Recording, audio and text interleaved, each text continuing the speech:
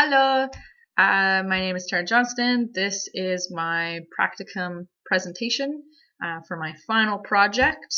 Yeah, I'm just going to pull up the questions here. So the site that I worked with was Vancouver Island Mental Health Association. What they are is a nonprofit organization that specializes in the recovery process of individuals who just got diagnosed with mental health and they're coming out of the hospital.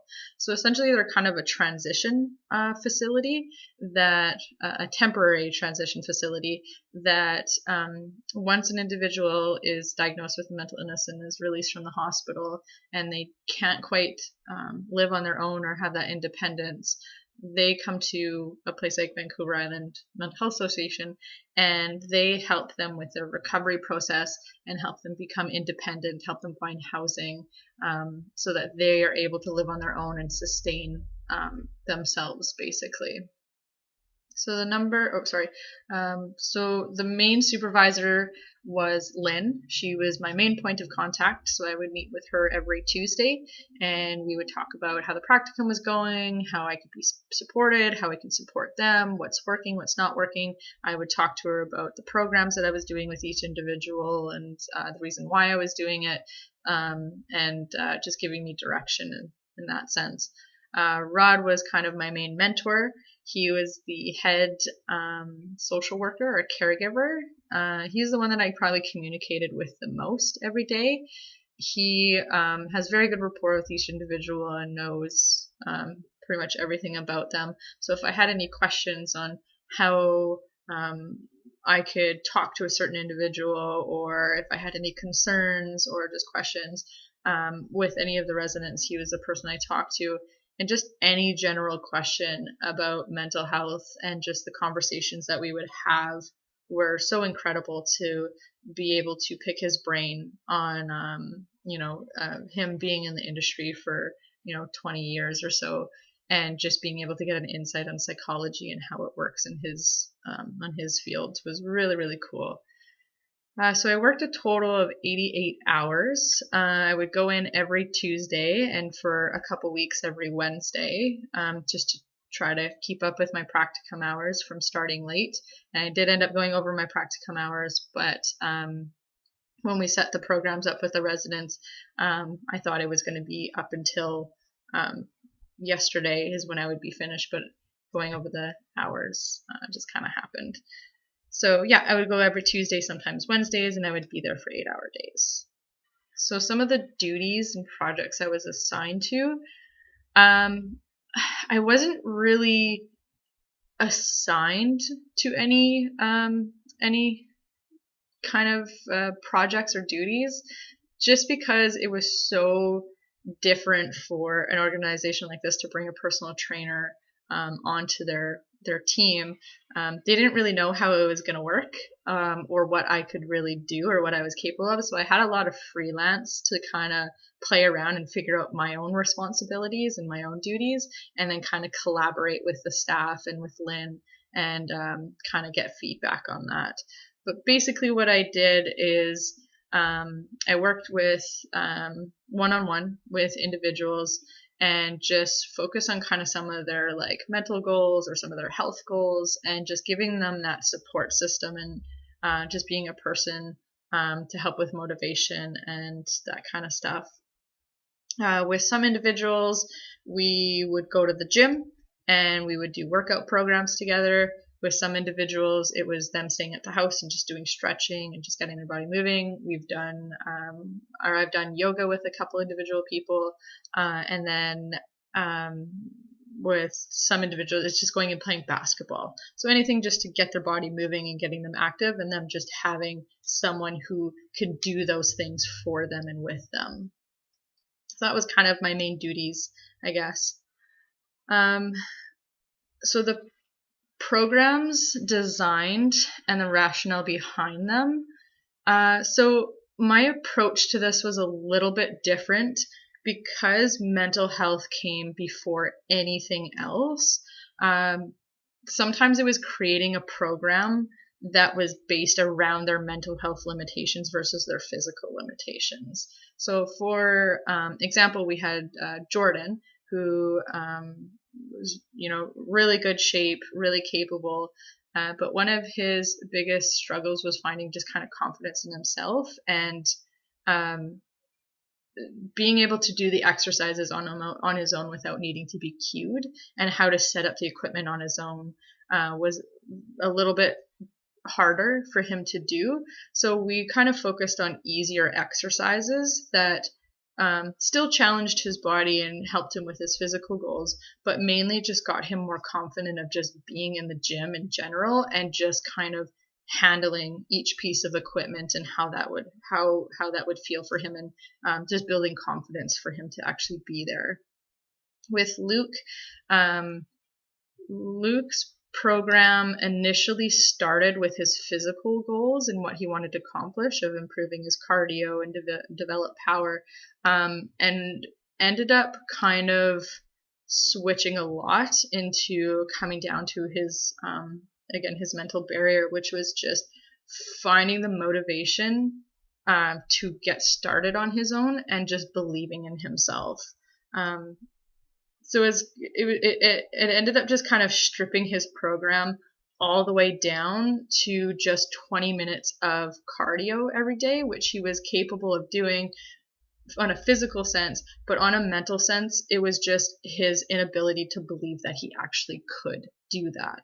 So we just brought it down to a really realistic goal for him, which and doable, which was 20 minutes of cardio every day, and just getting him used to that habit and being able to do it. And the more and more he did it, the more he would start to believe in himself, that he could be physically active, that he was able to be there on his own.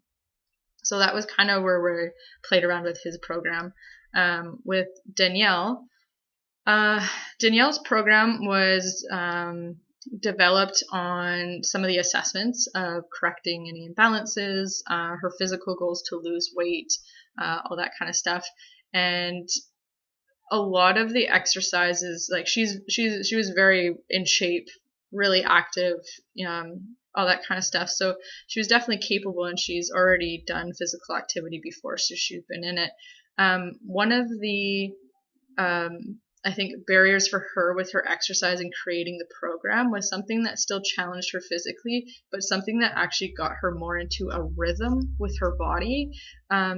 Her tendency to kind of drift off into her head and kind of go on random tangents where she would actually stop working out because she would just be talking and just be stuck on a lot of her problems and her issues, would really affect her workouts and limit her ability to actually go work out, where it would kind of become a self-defeating pattern where she would lay in bed all day. So what we actually did with her program is use the physical fitness part as an actual tool, as a meditation tool, to be able to get her out of her head and into her body. So it was a lot of exercises that got her counting her reps and got her in a rhythm with her body and her breath, and just being able to see her switch from being in here into then her body and feeling what's actually going on. And then you would see a complete shift in her mood and her behavior and her mentality, and she would then be able to go walk into her day and be able to master or be able to face the struggles and stresses that she was going through. So with her, it was definitely creating programs that helped with that. Daryl was another individual I worked with. His exercise programs were solely based on his physical limitations. He was severely sedentary. Like, I think he sits mostly for about 14 hours watching TV. He has COPD, obese, he has edema, and he has sciatica as well, and he also has issues in his right knee as well. So it was a lot of working side by side with the on-site nurse and as well as his doctor to create exercises and stuff that were physically able, like that he was physically able to actually do. So yeah, we kind of worked a lot around his physical limitations on that sense. And with him, it was definitely a lot of change talk, and him also believing that he could do the activities and that they weren't actually going to hurt him. They were actually going to make him feel better. So that was kind of what his programs were based off of. So any of the modifications to the programs, definitely had to do quite a bit of modifications with each individual.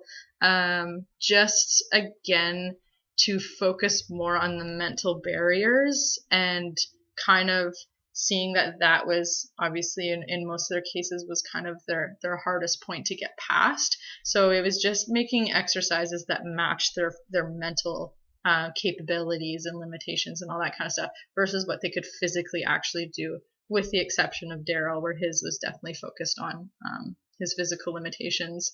And even then, once he was having issues in his left leg, it was stopping certain exercises that he wasn't able to do anymore and just breaking it down and making it a little bit more simple for him to do until he healed. So it was definitely quite a few individuals of changing their programs and playing around with it. So the rapport that I developed with the residents that I did work with, I would say was very strong. I think trust is the number one thing to develop with the residents and gaining their trust. And with that, I think it was just them feeling seen and understood and also supported, where it was definitely having empathy and compassion for the struggles that they go through, but also not coddling and making them feel like they're broken, but actually believing in them and seeing their strengths and just helping them find those strengths in themselves. I think really helped build a strong rapport with them. And I truly hold each person that I worked with like near and dear to my heart. They're very sweet individuals, and I truly enjoyed working with each of them and just sharing with them and growing together was really cool. And I have a strong belief that small victories are still a victory, and for them, just the smallest victories were so big for them. And for someone to recognize, I think those small victories really helped them trust me as well. So with staff, definitely communication, I think, is the number one way to build rapport and just having mutual respect. I think we definitely develop friendships over our practicum experience, and that's really nice when you're coming into work or your practicum and you feel very welcomed. They made me feel very included in anything that they were doing, their group, their staff meetings, information about the residents and what's going on. I felt very much a part of the team, as well as me communicating with them and including them into the physical activities and just being a support system for their own physical health as well, whether it's talking about nutrition or we would even talk about meditation, and just supporting them as much as I supported the residents. I think helped build a strong rapport on that sense. Any challenges I had? So the biggest challenge that I think I had was managing my time for the first couple weeks, just because it wasn't like going into a gym and you're given clients, you have your specific time frames, all that kind of stuff. It was just coming into a completely different environment with staff who have never experienced what it's like to have a personal trainer on site before. And so a lot of it was just figuring it out as it kind of went along. And so at the first couple weeks, I was probably scrambling quite a bit. Like I would just kind of work with whoever I could at the time. Whenever I had a free moment, it would be like, okay, hey, I have an hour, let's go do something. And it kind of just made me run around a lot. So then it ended up coming down to like, okay, let's work with specific individual people who actually want to have this support, and working with them at a specific time every Tuesday. And so that's how it ended up turning into, and it just made my schedule so much easier and also helped with creating a habit and repetition as well, which is really important when you're working with mental health individuals. So how I would measure the success with the programs, and the overall practicum experience. I think the evaluation forms, the mid and the end point from Lynn was a big measure of success for me, and just reading that feedback just meant so much, and just seeing the impact that I can make, and that what I am doing feels so right for me, and it does feel right for them. For each individual, I would say to measure their success was to see them actually overcome these mental barriers, which seems so small, but they actually would make ripple effects into their life. For example, like Luke not being able to go work out on his own, where the only time he would work out is when I had to be there, even though he was physically capable, and once he got on the treadmill he was totally fine, but it was just that starting point. He couldn't do it on his own, and to the point where he would go on his own by himself. And the last day that I was there, he actually went twice on his own by himself to do his 20 minutes of cardio. And that was just really cool to see that. And that is the things that I measured as success, not their physical goals that they achieved, but actually their mental goals. Because for them, that was their biggest barriers, and the main struggles that they go through in life is just what's going on up here. And I strongly believe that your mental health is the number one health. You cannot have a strong physical health or spiritual health if your mental health isn't healthy, and it's not there. So yeah, I was just getting past these small barriers and just seeing all these little small progressions were just so successful, where seeing them have so little optimism in themselves, to actually seeing them overcome this stuff and seeing what they can do in themselves, just like that was the biggest measures of success that I could say about that. Client satisfaction, did you meet their needs? I would say yes. I really feel that I did. And I think that was just through supporting them and just believing in them, which is something that I feel that they didn't always have. Like most people that I did work with came from trauma as well. So just having people there for them and supporting them, I think just really helped them, give them what they need, and as well as consistency and reliability, which is again really important to having, them actually participate, is like developing these habits, and just having someone there for them doing these things, I think really helped with that. So and just empathy, I think, was also something that was just a very much need when we're working with mental health individuals as well. So I'm not sure how you would like this scored, but I'll go through it. So rate your professional performance. Intuitive and accountability to the organization. Initiative. Sorry, I don't have my glasses on. Initiative and accountability to the organization. I would say it's 100%. I feel full responsibility of this practicum experience, especially because it was coming into a field that nobody else has seen or done before with this organization. So I really had to take the reins and kind of figure out what I wanted to do for my practicum, and what I could do in this responsibilities I could take to get the most out of it. I absolutely strongly believe in what they were doing, or what they are doing, and how they're helping people, and I just really wanted to be a part of that. And I felt like I fully immersed myself into this experience and to them. Communication with staff and clients, I feel, is the most important tool when it comes to communicating, and I believe in it so much that I think it definitely was there, present, and made the practicum experience what it was. Information gathering with business operations.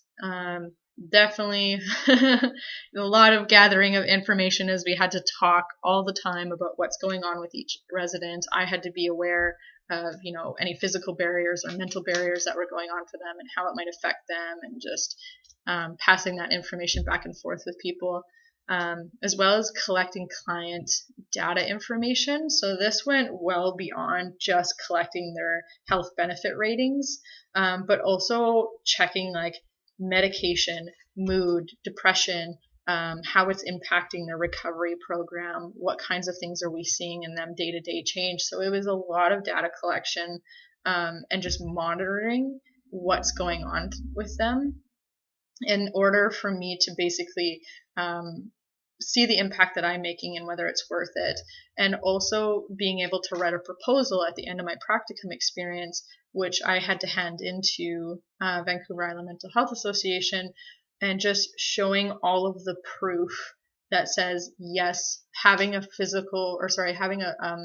fitness trainer in your facility is beneficial. So how can I write a proposal that proves that, and taking all the data that I collected, and then being able to go to other facilities and offer these programs and say this is what works. And that is essentially what I want to do. And I did get hired with Vancouver Island Mental Health Association, and I'm going to keep collecting that data and making a network of people so that I can keep taking these programs to other facilities. That I think it's just so important to have a physical trainer as part of the recovery process. I guess I just need to prove that. Exercise and movement demonstration and cueing. I would say the best way to evaluate this is seeing the progress in each resident. And I think from what I saw at the beginning to where they were on my last day was just so amazing, where the 3 specific individuals that were going to the gym, and just seeing them be able to correct themselves, checking their posture, watching their breathing, just all of this stuff without me even needing to say anything, I think is a reflection of you as a trainer, is the progression that your clients are making. So that's the best way that I can say, or the best way that I can evaluate that, is just by the progression that I saw from them. Punctuality and availability. Did you treat this like a 4.5? 100%. I think I treated this like a 10 credit course. I think because it was the last practicum, and it was the last 2.5 years of all of this information coming together into one last opportunity, and I felt a little bit pressured to find a direction on where I want to go. So I took my practicum experience really seriously, and also take it seriously, but also had a lot of fun with it and really explored with it, and just really found the direction of where I want to go once I'm done school. So I think it just made me be there on time. I was showed up every day. I was really passionate to be there every day, and I fully committed, and it was definitely worth it. Knowledge gain at this site. I gained a lot of knowledge just personally, understanding mental health on a completely new level. I think I have always been really experienced in mental health, but to be able to experience it this way was just also something very new. And just the education that I gained from Rod and Lynn and the staff, who would teach me so much based on their education and their experiences. And just my own personal growth as well, and just understanding how even my perspective on how physical fitness can be used completely changed from the beginning to the end, where it was making physical fitness the lifestyle goal, to, as I mentioned before, is using physical fitness as actually just a tool to help with their recovery process, and not making it have to be this big lifestyle thing for them. Like, that just kind of comes naturally, but it's just, how can I use specific exercises just to get something to switch in their brain? And that was really cool to be able to kind of have that new perspective of exercise and how it can actually be used as a meditation form. Um, and just growing in myself throughout this experience, working with each individual person, I think, and the connections that you make also individually teach you something. Where some individuals I work with, I learn different ways of how I can support people, different ways that I can be a leader, different ways that I can listen, or how to be intuitive, which I think is really big in this field, because you have individuals that don't exactly know how to express what's going on for them. So it's just being able to read their body language and just kind of help them find words, or just be able to just shift them without them needing to say anything to. So yeah, it was definitely a huge learning experience. And I have so much to say that I learned about it that I don't really know what else more to say right now, but yeah, it was awesome. So I hope that answers those questions. And yeah, thank you so much for being an awesome teacher and for putting this program together. And I really appreciate it. And yeah, it was great. So thank you so much. And